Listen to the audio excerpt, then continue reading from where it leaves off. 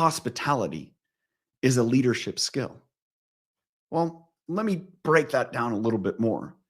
See, hospitality is a leadership skill because everyone deserves to be served well.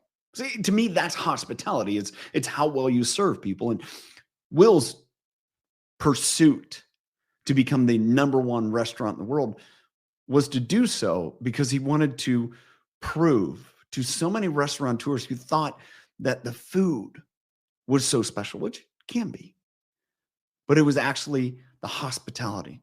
How well you cared for diners, how well you created an experience for them. And that's where hospitality is a leadership skill.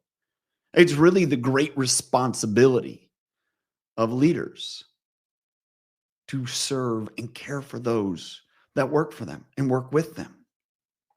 Hospitality is a leadership skill. Now, some people may say hospitality is kind of servitude. I would agree with them. Leadership is servitude. Leadership is pouring yourself out to help others be better. That's all leadership is.